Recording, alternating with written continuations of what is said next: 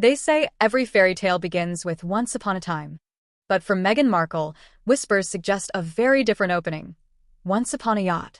That single line is enough to flip the royal narrative on its head, transforming what once looked like a modern love story into something far more calculated, strategic, and, frankly, unsettling. Before the royal titles, before the global spotlight, and long before the gates of Windsor opened, there was simply Meghan, an actress navigating the harsh cycles of Hollywood.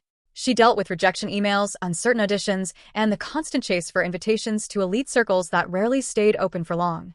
Then something shifted. The real opportunities didn't seem to lie on Los Angeles red carpets, but far out at sea, where influence flowed freely, champagne never stopped pouring, and secrets stayed tightly sealed. Out there, away from flashing cameras and relentless tabloids, the rules appeared different. While others fought for minor sitcom roles, Meghan was reportedly entering circles most could only dream of: billionaires, global power players, and social elites who didn't seek publicity because they embodied it. These weren't just vacations, they were gateways. Suddenly, her rise didn't look accidental. It looked deliberate, precise, and strikingly effective. But as the saying goes, the sea eventually gives up its secrets. Fast forward to 2026, and those glossy yacht days seem to be resurfacing with force. The timing couldn't be worse for the Sussexes, who are already navigating a world increasingly skeptical of their carefully crafted narrative. When Sarah Ferguson made a remark that sent shockwaves through royal circles, everything shifted. Referring to Meghan as Andrew's first client didn't sound like a casual slip. It felt explosive. What might once have been dismissed as gossip quickly evolved into something far more serious. The narrative changed, expanding into a complicated web connected to one of the monarchy's most controversial figures. For years, the public believed in a simple story: an Instagram connection, a blind date, and a whirlwind romance. Now, however, some insiders and financial figures are suggesting that Harry may not have been the first prince Meghan encountered. Claims have surfaced about trips to France, summers in Dubai, and a lifestyle that seemed far beyond what a cable television salary could support. Between 2011 and 2016, Meghan was a supporting actress, yet her social media painted a picture of luxury: five-star resorts, private jets, and multi-million-dollar yachts. Naturally, people began asking the obvious question: who is paying for it all? That question is what appears to have unsettled the palace the most. It's not just about finances, it's about connections. The so-called GS elevator leak became a turning point. When someone with access to elite financial circles speaks, people listen. The claim was blunt: Harry was the one who tried to turn a high-end companion into a housewife. Harsh as it sounds, that perspective is gaining traction as more speculation emerges. And then there's Prince Harry himself, the man who walked away from royal life, burned bridges, and chose independence over tradition. Now, he seems to be confronting a past he may never have fully understood. The love story he once believed in suddenly feels less stable, as if it were built on uncertain ground. For Harry, this isn't just a public relations crisis, it's deeply personal. For years, he insisted he was protecting his wife from the same forces that harmed his mother. Yet the 2026 leaks suggest a different reality, one that challenges everything he thought he knew. Inside the palace, silence quickly gave way to pressure. Insiders claim Sarah knew exactly what she was doing. This wasn't an accident. It was a calculated move in a much larger game. Now, the Sussexes find themselves in unfamiliar territory, unable to control the narrative. The concern isn't just about a single rumor, but the potential for a crisis on the scale of the monarchy's most infamous scandals. This time, the name at the center isn't fading into the background. Meghan Markle was once seen as a figure who could modernize the monarchy, ushering it into a new era. Instead, she's become one of its most polarizing figures, with every resurfacing claim and public moment adding complexity to a story that refuses to settle. The idea that Meghan Markle's early networking years might have overlapped with Prince Andrew's world was enough to send shockwaves through Buckingham Palace. This didn't originate from some obscure blog. It came from within royal circles themselves, which makes it far more significant. As one insider explained, when someone like Sarah Ferguson speaks, it's rarely accidental. It signals intent. Now, the monarchy finds itself in a difficult position. Do they step in to defend Meghan, risking renewed attention on controversies linked to Andrew? Or do they remain silent and allow speculation to intensify? In royal circles, silence doesn't calm a situation. It fuels it. Yet behind closed doors, the real tension isn't just about what was said, but why it was said now. The timing feels deliberate, almost surgical. Since the Sussexes' dramatic departure, the royal institution has been quietly recalibrating. In that shifting landscape, Sarah, a figure who understands how royal narratives rise and fall, may have recognized her moment. For years, she endured intense scrutiny and exclusion. Watching Meghan command global attention may have stirred something deeper. Not emotion, but competition. If claims suggesting Meghan had prior connections with Andrew and Sarah before the wedding were ever proven true, it would challenge the official narrative entirely. There are even whispers that Andrew himself could eventually speak out, potentially reminding Harry of the circles Meghan once moved in. It sounds dramatic, but the implications are serious.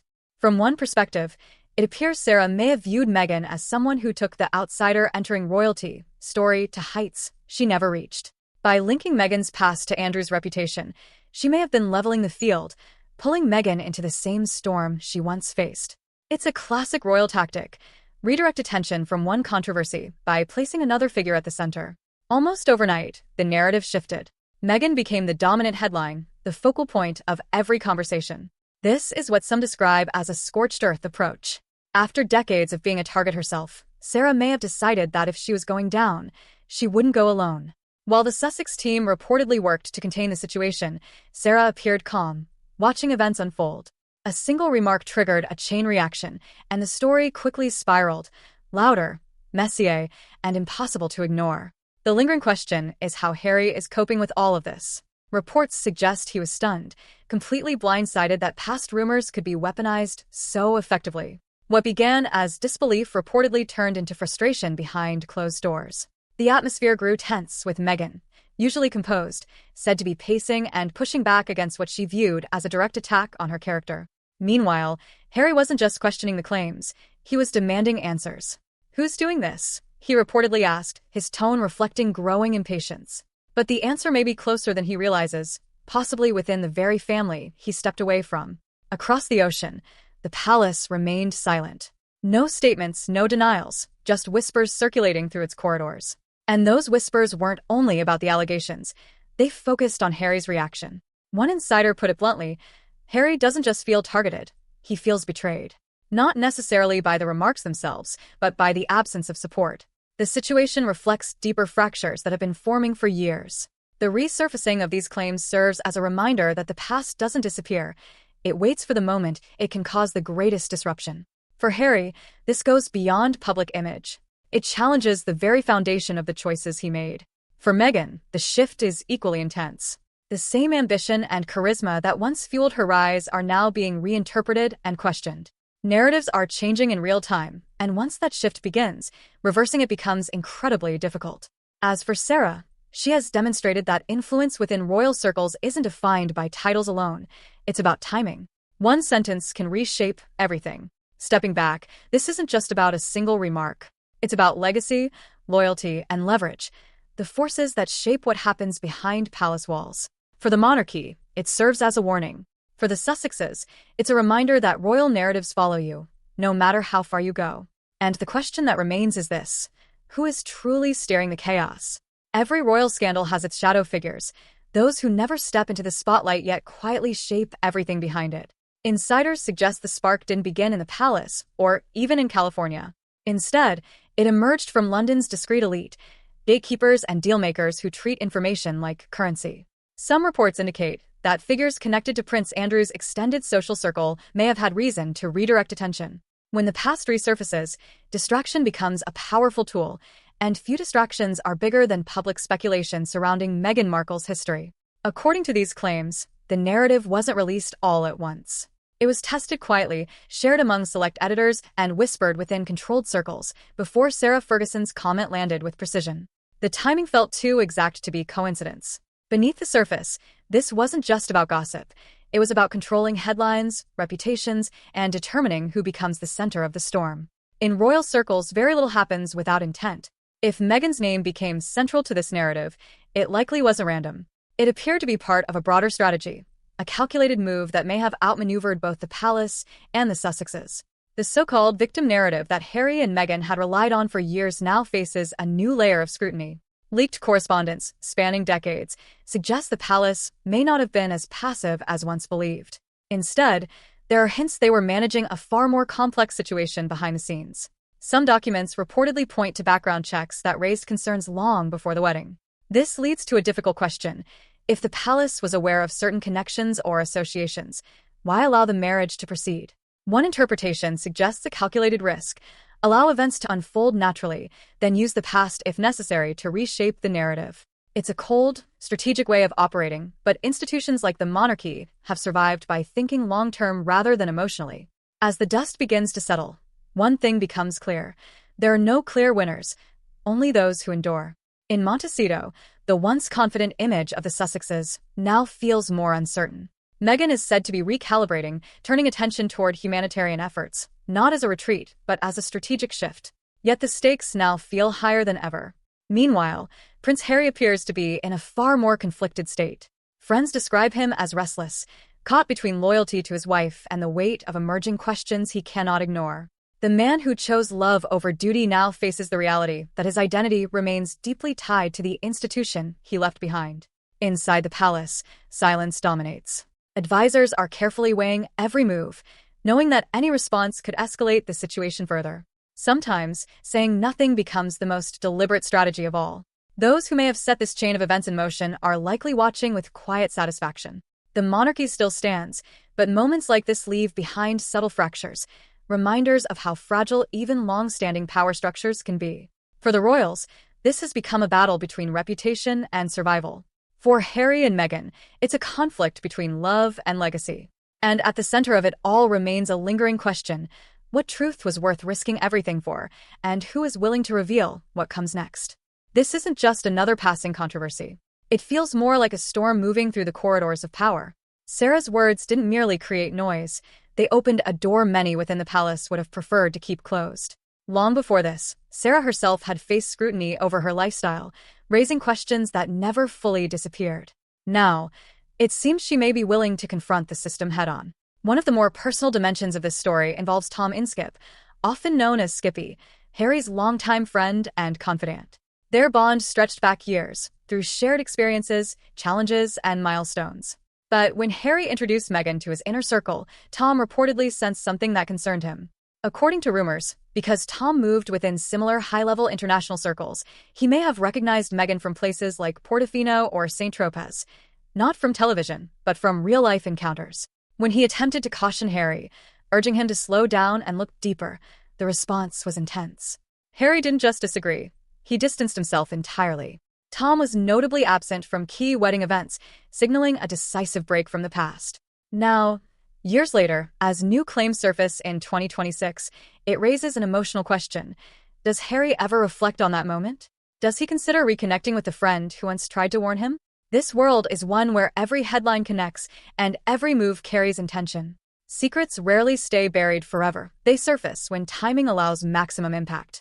The narrative that has been carefully shaped over recent years is now facing its most serious challenge: questions about what existed before the public story began. Looking ahead, the issue isn't whether more will emerge, but when. The elite circles of London and the power networks of Hollywood often intersect, and Meghan has navigated both. But as that bridge begins to weaken, her position appears increasingly precarious. Support from influential allies may begin to fade as scrutiny intensifies. For Harry, the pressure continues to mount. Defending his wife against media narratives is one thing, but confronting whispers from within his own family is something else entirely. When criticism comes from someone like Sarah, it forces a different kind of reckoning, one that can't simply be dismissed. And this story is far from over. If anything, it feels like only the beginning of a much larger unfolding, one that may reveal far more than anyone expected. The victim arc leaks of 2026 may have been only the beginning. As more documents and voices emerge from both the 1980s and the 2010s, the image of the modern monarchy is becoming clearer and far more controversial than many expected. Palace secrets appear to be surfacing piece by piece, and once that process begins, no amount of public relations can fully contain it. What happens next could define Meghan Markle and Harry for the rest of their lives. Will they be able to pivot once again, or has this narrative anchored them to a past they can't escape? Only time will answer that. But history has shown that the House of Windsor has a consistent instinct: protect the institution at all costs, even if it means sidelining those once seen as central to its future. The fairy tale framing is fading, replaced by a far more complex and uncomfortable reality. The threads of this story, yachts, power, secrecy, and silence, all seem to converge. And in royal history, very little stays hidden forever. The elite Mediterranean social circuits of the mid-2000s were known as playgrounds for the ultra-powerful. These weren't just casual gatherings. They were environments where influence, wealth, and connections intertwined. For someone like Meghan, ambitious and rising but without deep aristocratic roots, such spaces could present both opportunity and long-term risk. Some of the more extreme claims attempt to connect these circles to figures like Jeffrey Epstein. While those assertions vary widely in credibility, even indirect associations, if perceived by the public, can carry reputational consequences. In royal life, perception often matters as much as fact. Figures like Sarah Ferguson understand this dynamic deeply. Having faced her own controversies, including past scandals that impacted her standing, she knows how quickly narratives can shift. That experience may explain why her words carry particular weight. When she speaks, it's not from distance, it's from lived experience within the same system. There's a strong sense of irony in how roles evolve. Someone once seen as one of the monarchy's most controversial figures now appears positioned as a voice influencing its latest chapter. It's the kind of twist that feels almost scripted, yet it reflects the unpredictable nature of royal dynamics. Meanwhile, in Montecito, the silence surrounding Meghan and Harry feels different from the one in London. It suggests not control, but recalibration. Their public identity, the story they've told, has been central to their influence. If that narrative weakens, the question becomes, what replaces it? They cannot return to royal life, yet building a stable identity outside it, especially without the same level of public sympathy, poses its own challenges. This leaves them in a difficult middle ground, caught between a past they may want to move beyond and a future that remains uncertain. Legal options offer limited solutions. Addressing rumors and privately sourced claims is notoriously difficult. You can challenge statements, but you cannot easily litigate whispers or perceptions once they spread globally. Instead, narratives evolve gradually, shaped by headlines, speculation, and public interpretation. The 2026 leaks highlight a broader reality of the digital age. The past is rarely buried. Old photos, connections, and moments can resurface at any time, often reframed through a new lens. For the Sussexes, this creates a landscape filled with potential risks, each detail capable of reshaping public perception. What remains clear is that this story is still unfolding. The balance between reputation, legacy, and truth is shifting in real time. And as history repeatedly shows, when it comes to royalty, the most significant revelations often arrive when they are least expected.